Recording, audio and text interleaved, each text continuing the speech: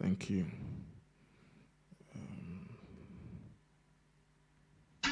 So good afternoon, everybody. You are welcome to the first of the series of our post-COVID digital conferences. And before I go into any further announcements, let us start with an opening prayer. Heavenly Father, the King of glory and the Lord of hosts, we want to thank you for this initiative. We want to thank you for being the one who has put this in the hearts of your children, Lord God Almighty, to prepare us for the next stage that we are going in the history of the church age. Everlasting Father, please accept our gratitude in Jesus' name. Our Father and our God, even as we will be starting the first of this series, Lord God Almighty, we commit everything into your hands.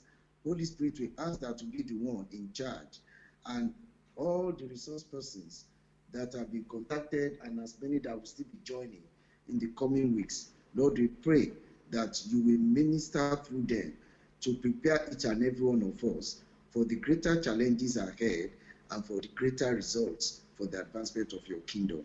Thank you, Heavenly Father, for in Jesus' mighty name we have prayed. Amen. Once again, I want to say welcome to this, the first of the series of what we call our post-COVID conferences for the Redeemed Christian Church of God's Covenant Restoration Assembly, Nottingham, and for as many that that are already joining us and that will be joining us from across the various social media platforms like YouTube, like Facebook, Instagram, and every other one. And I want to encourage you to and to let you know that by the grace of God, it's going to be a conference that you will never forget in a hurry. You are going to be blessed mightily because of the pool of the resource persons that you have pulled and we are still pulling to join us in the ones that are ahead. For today, we'll be starting with your post-COVID health issues as individuals, as a family, and as a church. So we have people. We have two seasoned health practitioners that will be talking to us about our post-COVID health well-being. And you can send in, the multimedia team will tell you how you can send in your questions and so on during the conference. By the grace of God, like we said, it's a series. This Saturday, the 6th of June, we shall be having one of our pastors, Pastor Leke Adeboye, talking to us about digital evangelism, the digital church. Whether we like it or not, everything now is going to be done on the social media platform. Most of what we used to do face to face, we have to go to the digital platform, especially with the millennial age and the TikTok age. Then the Saturday after, which is the 6th, that's 30th of May, will be Pastor Leke Adeboye. On the 6th of June, by the grace of God, Pastor Leke Shanusi will be talking to us about full-fledged online church. Full-fledged online church, myth or reality. That one will take place between 3 p.m. and 4 p.m. on Saturday the 6th. And for the one of this Saturday, it will be taking place between 2 and 3. And as we continue, we will be giving you updates. The Saturday after the 13th, hopefully we shall be having Pastor Ayoba Lulu to talk to us about multimedia, the multimedia age in post-COVID times. So we have a lot for you for the next 6 to 8 weeks by the grace of God. And as we continue, we keep on giving you an update. Thank you very much. God bless you. Over now to the people in charge of the program. And thank you once again for joining in. And please invite as many people as you can. Thank you. God bless you. Thank you very much, Pastor. So I am just going to hand over to the moderator for today, and then he can carry on from there. So, Brother Sajay, please go ahead. Thank you very much, Pastor, and thank you, Bro Femi, for doing justice and putting all this together for the interest of everyone joining in today. And for everyone listening from home, we want to say thank you. for tuning in. Uh, we believe it's going to be a very insightful session, and I hope that at the end of this, everybody can go back home with more knowledge on what we can do to keep our health and well-being intact. So kicking off today, I'll be introducing the topic as well as our guest speakers today. So our topic for today is managing your health and well-being post-COVID-19 lockdown. And to discuss this session with us, basically to enlighten us today, are two seasoned experts, like Pastor rightly said. I'm going to be starting off by introducing one of our sisters in our church. Her name is Olasumbo Lawson James. Olasumbo Lawson James is a deputy ward manager in the with the background of adult general nursing. She's also a mental health first aider and a mentor to nursing students at the Linksbar Hospital Rehabilitation and Mental Health Unit. With her today is Dr. Elizabeth. Dr. Elizabeth Damilola Ogundano is a medical doctor, a graduate of the University of Birmingham, and currently working with the Nottingham University Hospital. She is a worker in the Redeemed Christian Church of God as well, here at CRA Nottingham. She's also a musician, a wife, and a mother. So welcome, Dr. Damilola and Sister Sumbo. Can you just say something briefly to everyone listening so that they can know that you're here?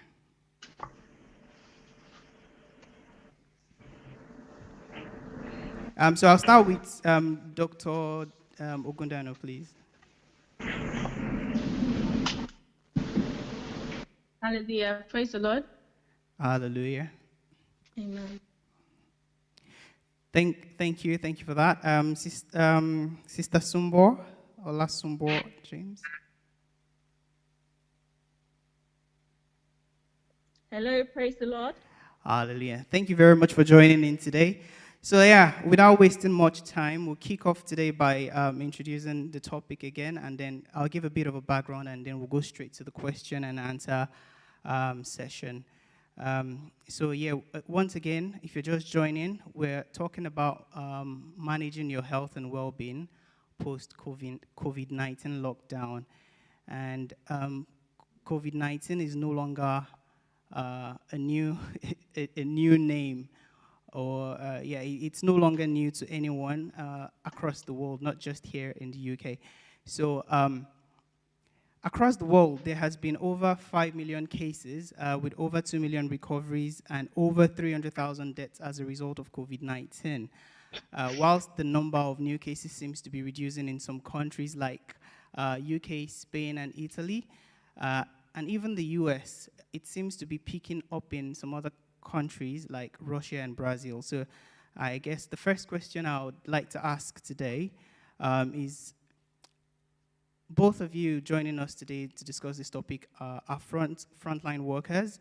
You see firsthand what most of us read and hear in the news about this virus and its effect on people and the world in general. So based on the current reality, can you say that we are getting close to the end of this pandemic?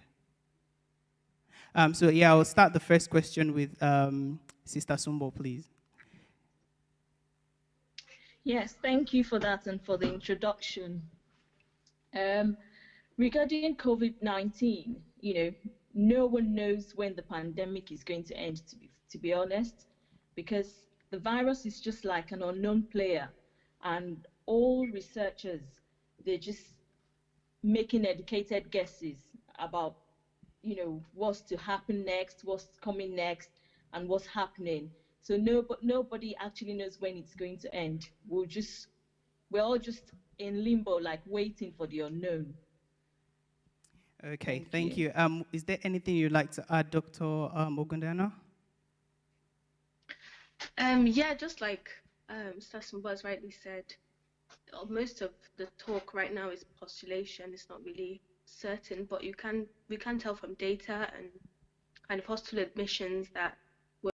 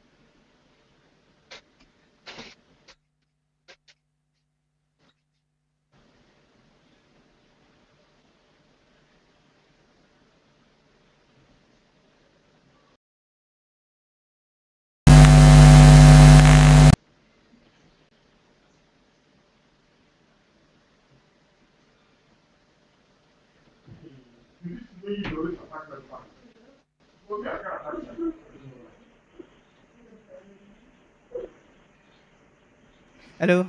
Sorry for the break in transmission. We had some technical difficulties. That's now been fixed. So yeah, I'm going to go back to the question. Just to confirm, Sister Sumbo and Dr. Ogundano, can you hear me now? Yes. All right. yes. Thank you. So I'm going to be starting this question. Directing this question to you, Dr. Ogundano. So I just highlighted before the technical issues that many nations of the world have been forced to actually lock, put everyone in a state of lockdown. Economy, businesses, social gatherings, for example, at church, schools, and so many things have been on lockdown for several weeks due to the pandemic.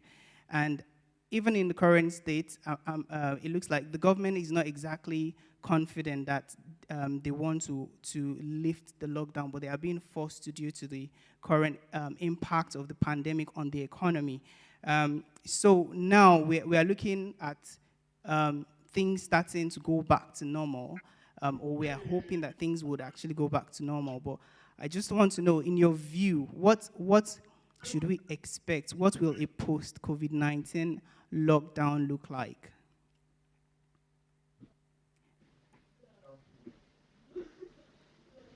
That's Dr. Ogundano. Okay.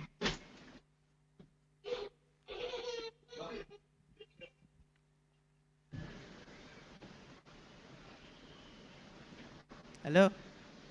Okay. It looks like well, she can't hear me. Can I direct this question to Sister Sumbo, please? Yes, can you hear me?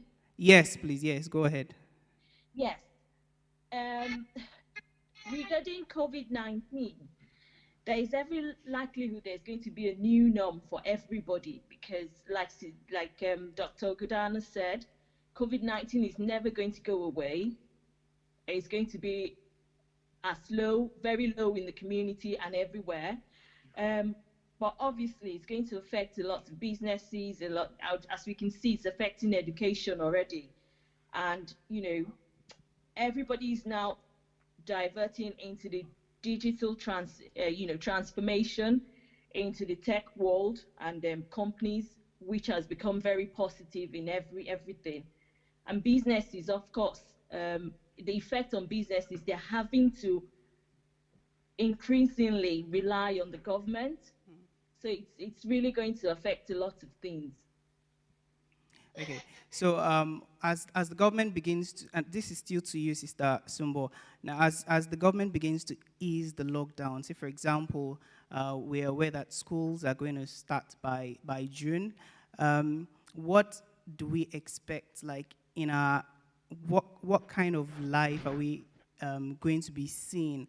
Are we going to be still? Are we still going to be seeing people wearing their face masks, social distancing in the schools or at work? Is that what we're expecting to see? And how long do you think this is going to be for, if it is?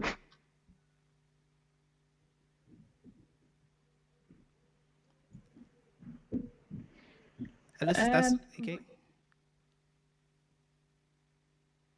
Yeah, please go ahead. Hello. Yeah, regarding those are the basics actually, that basic requirements that is required of every individual. Making sure we wash our hands. Social distancing has come to stay whether we like it or not. In actual fact, in some supermarkets, they're going to make it part of their laws that you have to maintain the social distancing and wear face masks. Regarding the schools, that's a very controversial one because all the kids that have been requested to go back to school are the kids transitioning into a new stage, not a new class, but a new stage, like the year sixes who are going to year sevens, which is it's a very broad transitioning. Um, the main thing for us is we know the fear is going to be there, the anxiety is going to be there. There are a lot of questions not answered yet of the unknown. So, on our own part, following the basics that is required of us, we just need to search for resources. Like the school have had to send emails to us of the risk assessment planning of what they're going to do with the students to ensure the safety and that of the teachers and that of the parents. So, and things are evolving. We all as individuals also just have to make sure we get informed every day and making sure we follow the data, the resources at hand. Basically, that's it. But things, the fear is always going to be there, fear of the unknown. Because even the Public Health of England, the government, they still don't have answers to most of these questions. So everybody's just, we're just watching, waiting, and praying. Thank you very much. Dr. Ogundano, do you think that people are actually, I know that in some parts of the world there have been protests, people saying they want to go back into their normal lives. But again, there's also this divide because there are other people who are concerned about actually going back to their normal lives.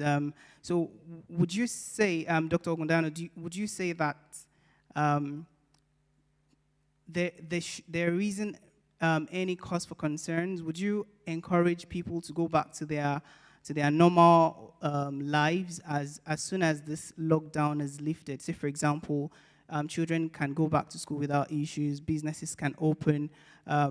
Do you think this would be a good step in the right direction? Okay. Basically, as we've said before, we said that COVID-19 will be around and will be at a low level for a long, well, we postulate for a long time. And even as the government have said in their guidelines, even though we're easing lockdown slowly, it's not necessarily going to go back to what we used to know as normal straight away. Just as their new guidelines are telling us to stay alert. So in the same way, even as we're easing lockdowns, children are going to school, businesses are opening, but we're putting steps in place so that we're making sure we're minimizing the spread. So it's not necessarily a straight away going back to what we used to know as normal. We're still going to take precautions and actions because the virus is still out there.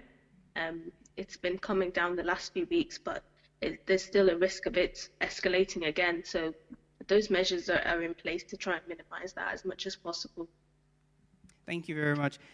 So still on that subject, and the question still goes to you, Dr. Ogundano, because I was watching the news some days ago, and I recall on MSNBC that they were reporting, there were reports of some states in the U.S. refusing actually to go back to their normal jobs, go back to work essentially, because a lot of people are still afraid about what might happen. So even though the state government actually lifted the lockdown and people are now permitted to go out, a lot of people have resisted going out. So do you think, is it likely that we experience similar scenarios in the United Kingdom?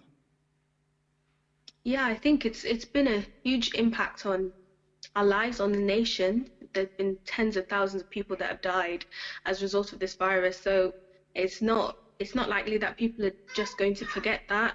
It's something that's impacted our lives, and obviously we play a huge part in how we react, even when lockdown is lifted. It's become a new normal, just like we've all been saying, and the government has done a good job of persuading us that staying at home has been the safest thing. So definitely there's going to be anxiety about saying that now it's safer to go out there, and people are going to probably react in a similar way. But I think it will eventually come that we will be lifting lockdown, we will be starting life again. And we just have to take that step with the boldness that God gives us as His children, following the government guidelines, and not allowing fear to paralyze us, because we do have to go back to life, have to go back to what is the new normal eventually. But understandably, there will be fears and anxiety around. All right, thank you very much. And to Sister Sumbo, what advice would you give to those who have these concerns, and the concerns are actually valid? What advice would you give to them? Like Sister Dami rightly said, whether we like it or not, at one point, our lives will go back to normal. So I think it's just following the basic guidelines, the guidelines by the government, and with God's prayers, not letting the fear weigh us down.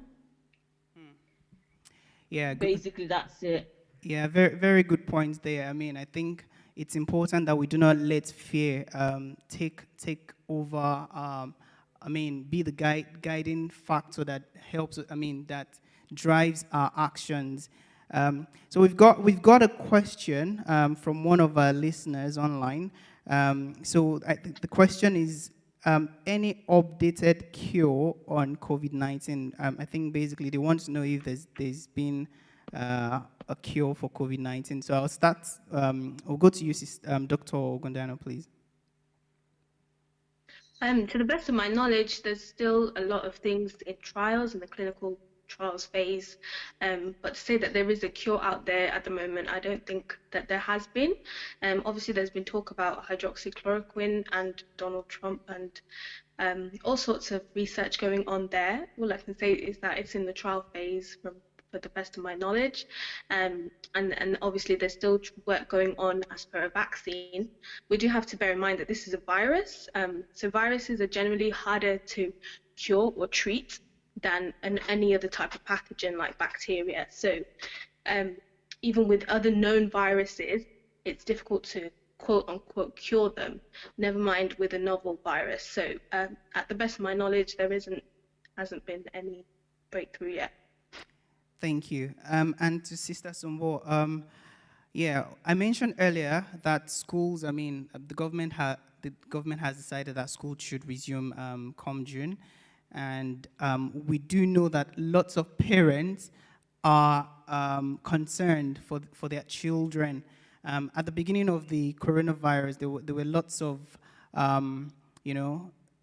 information on the news to say children shouldn't go close to their grandparents, and essentially anyone who is more at risk. Now that children are resuming back to school, what advice would you give to parents who are concerned, one, for the well-being of their own children and for the well-being of the elderly within the community?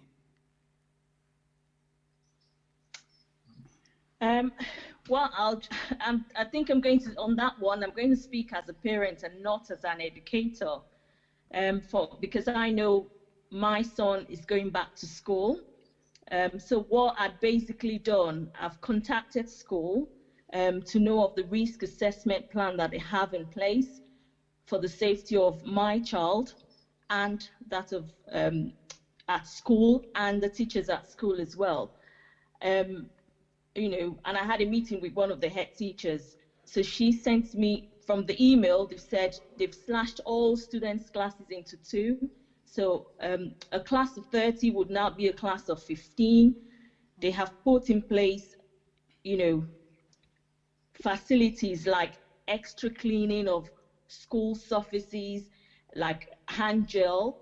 They even gave us slots of when to pick our children up from school so that all the kids' families and parents are not just at school at one time, just to curb the virus, so that we're not, we're maintaining the social distancing there. What they've also encouraged is for us to make sure we're informed as well. We get all this information and not just rely on school.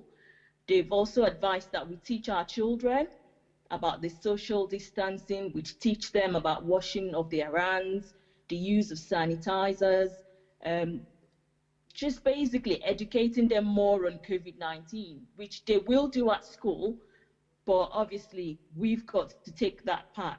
And then regarding the elderly people, individuals,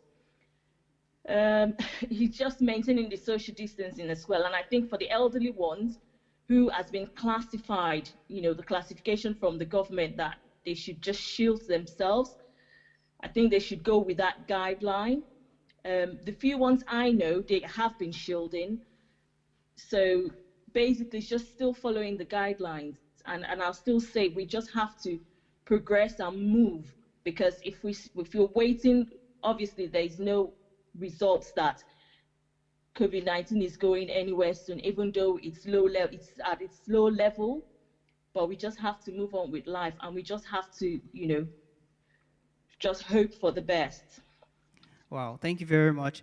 I think from what you've just said, what I can pick is the schools are doing all they can to ensure that the children are safe and that they remain in good health conditions. And I think what we can do as parents is essentially find out what measures have been put in place to keep them safe. And yeah, I think if you're a parent and you're concerned about this, please contact your school, the school of your children, to find out what exactly they're doing. So Dr. Ogundano, another person, another listener from online listener has asked a question, and I'm going to be directing this question to you. What advice do you have for workers who will be using public transport every day?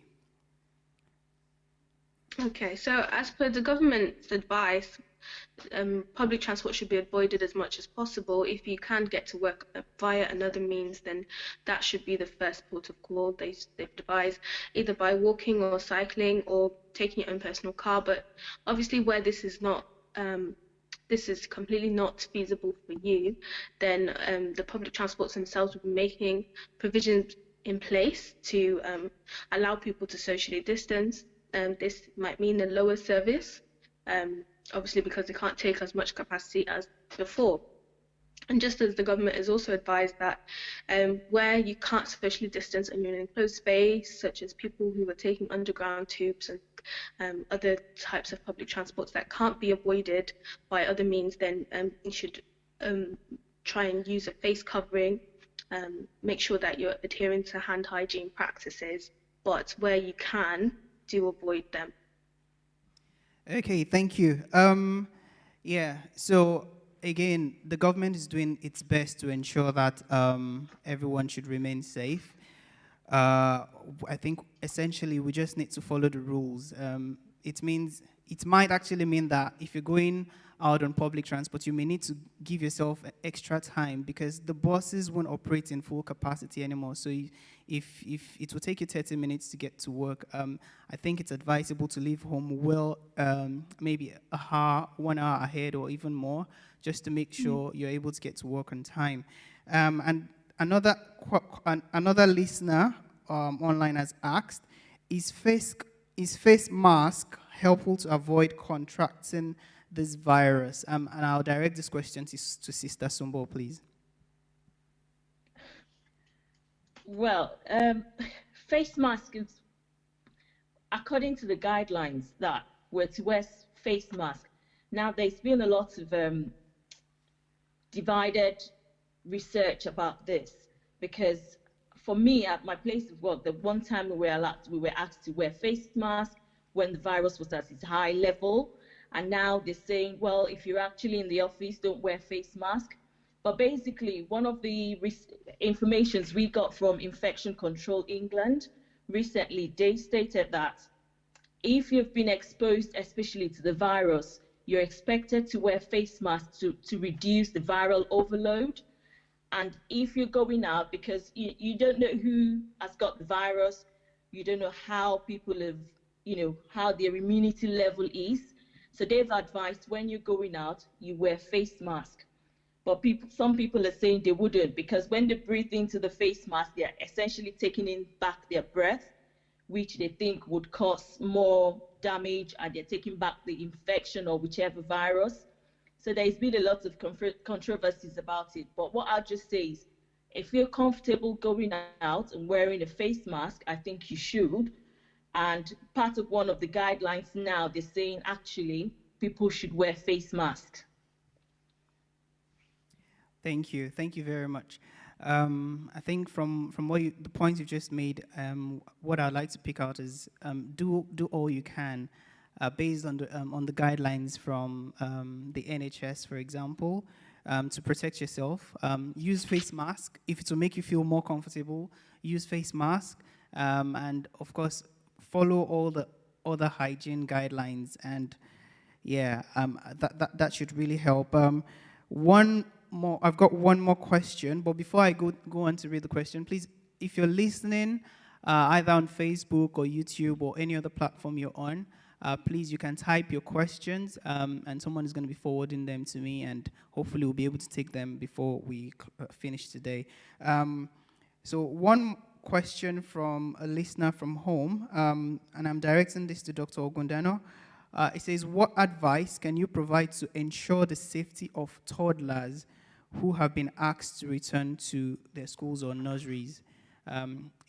This is about toddlers.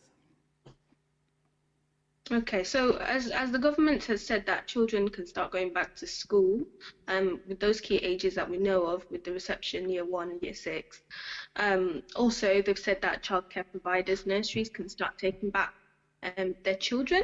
And with them saying this, they've also taken into account the fact that these children are of young age. They probably don't understand what social distancing means, so that the childcare providers themselves should take that into account, that it won't be easy to keep a toddler 2 meters away from another toddler. From recent evidence, that as much as we know, is that the virus tends not to spread as easily or as much, or is giving such severe symptoms amongst these children of this age anyway. So that's a reassuring thing. But what the government has advised, and as we said with schools as well, is to get in touch with the childcare provider yourself. But the measure that they've been advised by the government to take in place is to ensure they're cleaning their services more, and adhering to hand hygiene, they're preventing mixing as much as possible, and ensuring that if there is any symptomatic child in that nursery, that the isolation procedures are followed, and that to ensure that that child is not mixing with any other children. But even with telling nurseries to open again, the government are fully aware that they're probably not going to socially distance themselves, but they've put measures in place and to get in touch with the nursery about how they've made those adjustments as well. Well, thank you very much. Yeah, because of time, we'll be moving on to the next question we've got here. I think we're looking at the area, we're moving on to the area of mental health.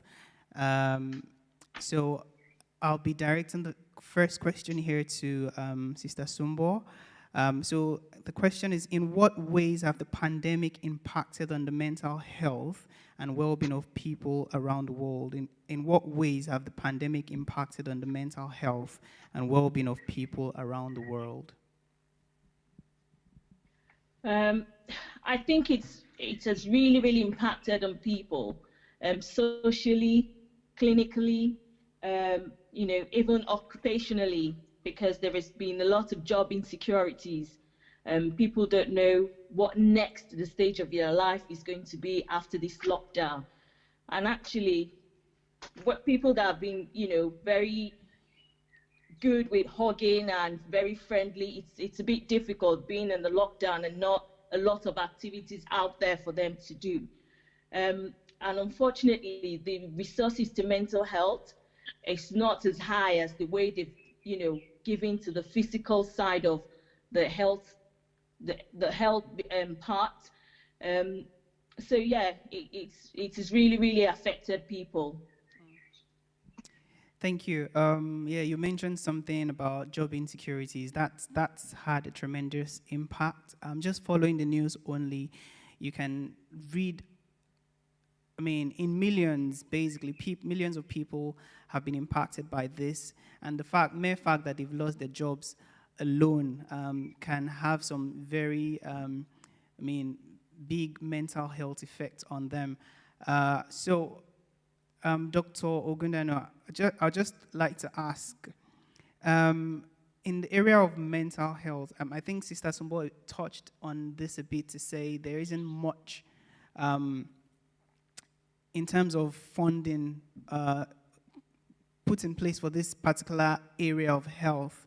So I just want to ask, are there organizations out there that provide support and that people can actually contact should they feel that their mental health is being affected as a result of this pandemic? Yes, there are. There are various helplines that the NHS provides, their numbers, which can be consulted on the NHS website. I know about Samaritans, who have a free and confidential line that you can speak to for free. There are also other resources on their website, Calm. NHS 111, generally, even pre-COVID, if people have a mental health concern, can actually call them and seek help that way. Also, just so that people are also aware that, yes, COVID-19 is happening, but people are also unwell because of other things. So do seek help from your general practitioner. Go seek help from the local mental health team if you're already under them, or the crisis team. So there is help and resources out there. People should be made aware of them and should seek them out as well. Thank you. And I'll just direct this question to you as well again, Dr. Ogundano.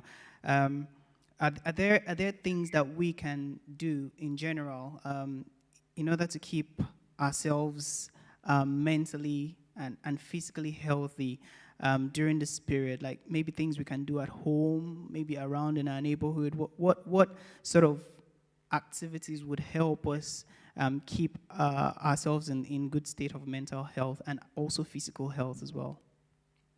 Okay. So in terms of a good mental health, even though we're more socially isolated now, people aren't seeing their friends and relatives as much, but do try and stay in contact with them as much as possible via telephone, chatting, video calls, using all those facilities. It's not the same as being around that person's presence, but it will go a long way in helping people not to feel so isolated. Also, in ensuring that you talk about how you're feeling, just like we've mentioned, those helplines that are available. Even if it's with family, friends, if you have a pastor, someone that you trust, or even just simply just praying and talking to God about how we're feeling. The Bible tells us in Philippians 4:6 not to be anxious about anything, but in everything, by prayer and supplication, let our requests be made known unto God. So that does a lot to help keeping us in good mental health. General practices for our good well-being as well is eating well, making sure you're sleeping well, you're taking the exercise as advised, ensuring that you're socially distancing goes a long way in keeping you physically well and mentally well. And also just monitoring how much you're taking in of the news and social media. If you find that it's affecting you negatively, then you don't need to be watching the news 24/7 or be plugging into every feed that's coming into your social media outlets. So just be in control of that as well. Wow, good. Thank you very much. Yeah, would come. I mean, you just made a point about social media, and I think it's one of the points we'll come to as we progress in this discussion today. Yeah, there just lots of information out there on, especially on social media, and we'll come to that in a moment. I think one of the, I mean, they could basically fall within the category of moderate risk or high risk, depending on their health conditions. And I'm talking about pregnant women in this particular, I mean, women who are pregnant during this pandemic. I mean, there's a lot to deal with ordinarily as a pregnant woman, but in this pandemic, a lot of them are worried and concerned. A lot of them have had mental health challenges as a result of the pandemic. I mean, there's the fear of going to the hospital for checkup because they are worried that they might be impacted. A lot of them are concerned even more for the fetus, for the baby. So what would you advise any woman who is pregnant during this pandemic? And this question is to you, Sister Sumbo. Right. For every pregnant woman, I'm sure they would have been reviewed, and they would have seek medical advice. So for most of the pregnant women have been asked to shield, but regarding COVID-19, it's a few of them. I've not really seen or heard of any research to say pregnant women have been affected or whether they're I know they said they're high risk, but I've not really seen any research work stating any of that. But all I can say is most of the pregnant women have been asked to shield themselves because obviously we've said before that the virus is, it's an unknown and they're still just finding answers to everything. So most of them have been asked to shield. And for some of them who have not been going out, for appointments and everything, I know there has been resources put in place, like the midwives and the health visitors have been visiting them at home where possible, just to reduce the going out and just to maintain that shielding. Okay, thank you. Yeah. So I think my last question on mental health is a question that was asked by one of our members around our ethnicity. said mental health is a big issue, which unfortunately is not usually discussed or dealt with within our ethnicity. That is referring to the Black community mostly. Now, Dr. Ogundano, what do you think? What do you think we should be doing differently to actually show that we're actually concerned? We're concerned for one another. We're concerned about our well-being, especially when it comes to our mental health as Blacks, yes. Okay, in terms of our race, just as we've been talking about raising awareness about mental health problems and also the resources available to help the people of Black ethnicity or even ethnic minorities. Interestingly enough, last week was Mental Health Awareness Week, and the theme was kindness. So just in terms of promoting good mental health is being kind to each other. Maybe being kind to someone can also help your mental health, and receiving kindness can help your mental health. So I guess as a community, we can continue to raise awareness about this issue, show love and kindness, even as a community of believers. Be a good brother to your fellow brethren in church, being a good person to talk to and advocate, someone that's trustworthy, that someone can, you know, approach you about any issues or problems that they may be facing. But it's important, as we've said, to just raise awareness about that in our community. Thank you. I think it's very important for us as Blacks to be there, like you rightly mentioned, to be there for one another, to be there for each other, to like have, I mean, be the to listen to the concerns of our friends, our family members, and not just make them look as if, well, you need to get it under control. I mean, put yourself together kind of attitude. It's very important that we look out for and one another. And thankfully, you highlighted earlier on that there are organizations out there that you can actually, anyone can reach out to if they believe that they are having difficulties which are currently affecting their mental health. I think my next question is on social media, like you mentioned earlier. Since between February and now, there's been loads of information on the social media, and people. In the kingdom of men. Hello, can you hear me? Hello, can you still hear me? Yeah. Okay. So there's been loads of information on social media about what to do, how to treat yourself, how to stay safe, use that drug, use this, and a lot of people have been misled. So I'm going to start with you, Sister Sumbo. Who should people be listening to, and what reliable sources can people refer to when looking for answers?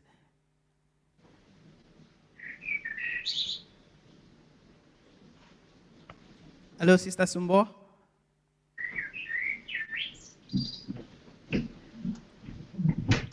Okay, Dr. Ogundano, if you'd like to take the question first, please.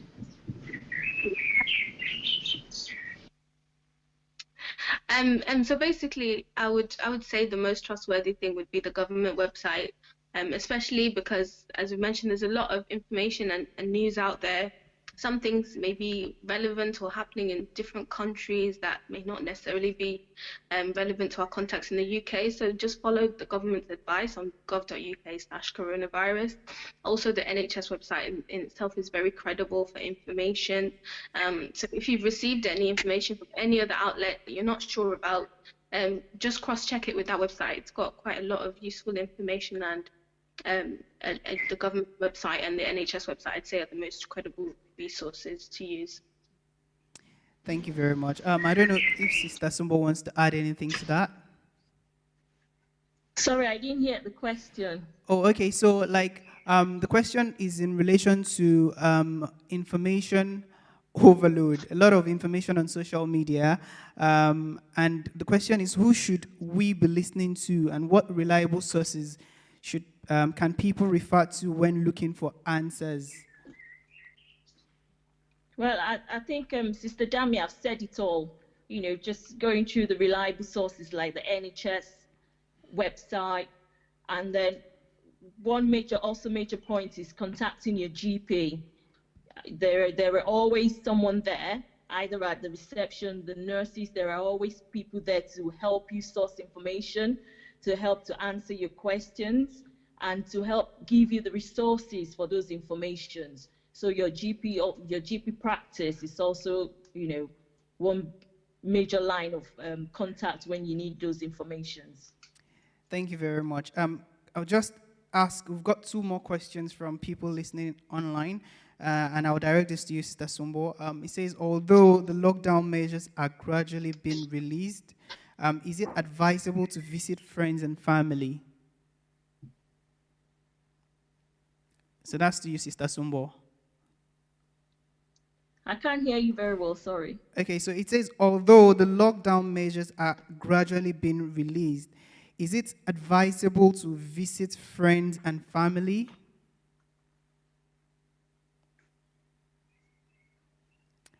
Hello? Okay. Okay. I think you can take that for us, Dr. Ogundano. Okay, in line with what the government has advised us to do, they said you can't be in contact with someone else from your own household, but they advise that to be outdoors, and to make sure that you're keeping a social distance at that point. So I wouldn't say it's necessarily the same as when you're able to visit friends and families as you'd like to in their houses, probably with a few more than just one other person. So it's being eased gradually, but it's not exactly back to what we'd say is normal. What they're advising now is if you want to meet up with someone else from your own household, it would just be one other household, and ensuring that you're socially distanced and you're meeting outside. Thank you very much. I don't know, Sister Sumbo, are you with us? Okay. One more question. If you can help us with this, Dr. Ogundano. I think you might have touched on it whilst you were talking earlier, but it's a question from one of the listeners. It says, what advice would you give to vulnerable people on how to keep themselves safe as this lockdown is being lifted? Okay, so for this again, I just advise people to just follow what the government guidelines have said. They've actually quite stipulated it very clearly on their government website, and I'd like to make a clear distinction between the vulnerable and the extremely vulnerable. So as we mentioned that, we say the pregnant women are in the vulnerable group, the elderly, those with certain underlying conditions are vulnerable, but there are extremely vulnerable people who have severe diseases that suppress their immune system, such as people that have had organ transplants or certain cancers, which, as you can imagine, is not the vast majority of people. Those are the very, very vulnerable people that they've asked to shield themselves. And this is to just not go outside at all until the 30th of June. So this is a small proportion of people. There are vulnerable people out there, the over 70s, the pregnant, those with underlying health conditions. And their guidelines is not necessarily to shield, as per the extremely vulnerable people, but to ensure that they're strictly adhering to social distancing and to stay at home as much as possible, which is the same guidelines really as what is happening with everybody else. So as the restrictions are being eased, these people are just to be more careful, not to go out unless necessary, to adhere to social distancing and hygiene practices, but do consult the government website. As we mentioned, those are credible resources in terms of what certain people should be doing, and so that we don't get the wrong type of information. Thank you very much. So yeah, I think it's very essential, like you said, that everyone should comply with the government standards on keeping safe in terms of social distancing, living a hygienic life, just essentially following the guidelines that have been carefully written out to make sure that we are all safe. Thank you very much for that. We seem to have lost, Sister Sumbo seems to have disconnected from the call, but I think I'll just take one more question. But before then, Bro Femi, do we have any other questions from? All right, so no more question. Someone wanted to know that about the Black, Asian, and minority ethnic demography. So it says it's been said that the Black, Asian and minority ethnic group are more susceptible to this virus.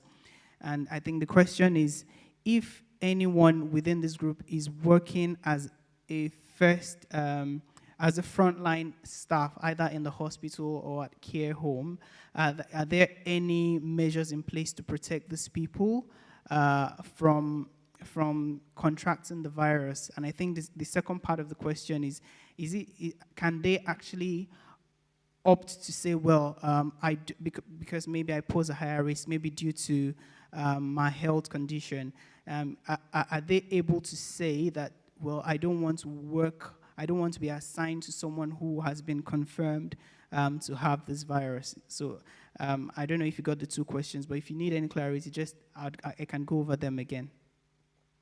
Okay.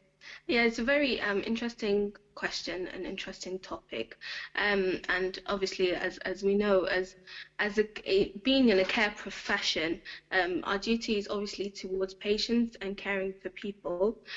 So this pandemic puts people in a difficult situation where if they feel the care of others is putting their own lives at risk, and obviously we're aware of the recent news about higher death rates in those of ethnic minority groups. And taking into account the underlying health conditions, it says that Black people are twice as more likely to die from COVID-19 as Caucasians or white people.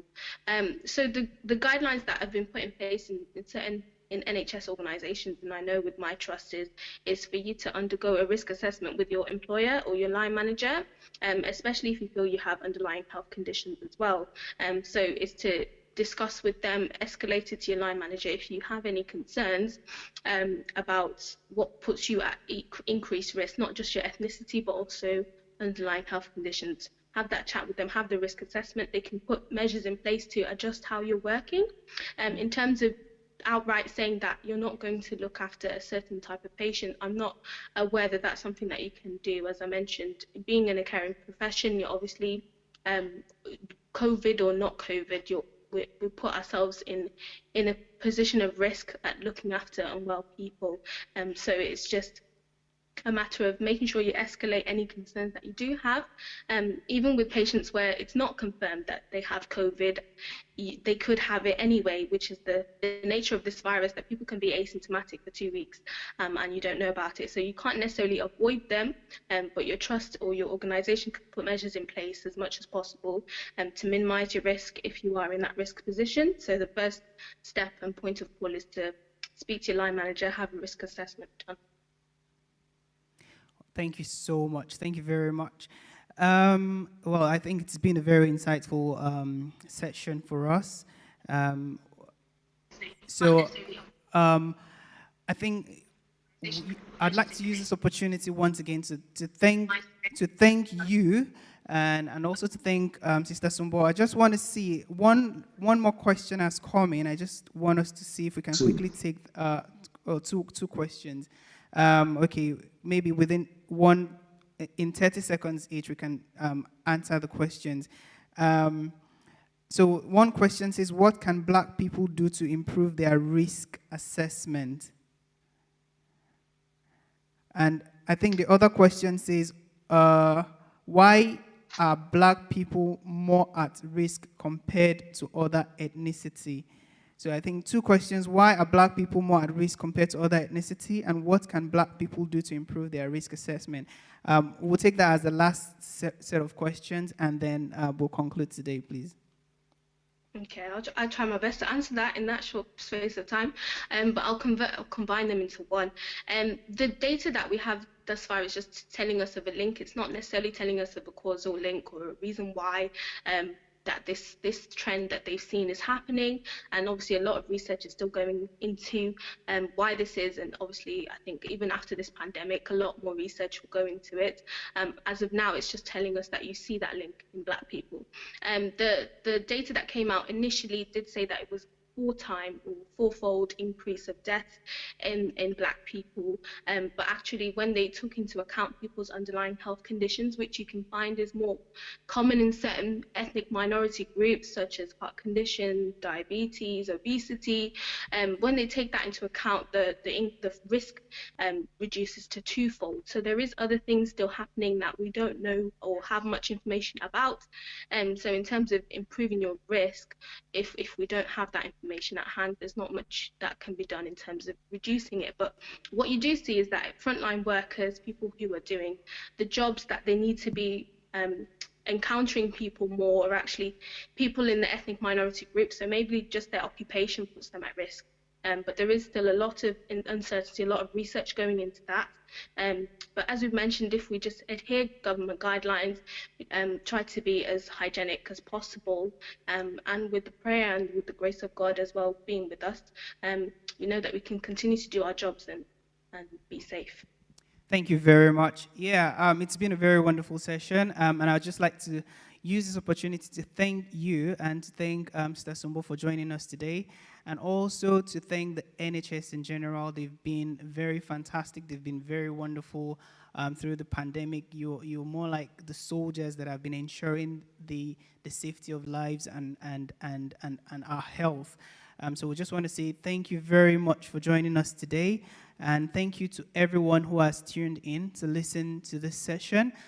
We'll be having more of these sessions discussing different various topical issues. So I would like you to please subscribe, follow us on social media, on YouTube, on Facebook, so that you can be aware of other programs that we have. I just want to say thank you. I don't know if there are any final words from Prof. Okay. All right. Thank you very much. We'll see you on Saturday whilst we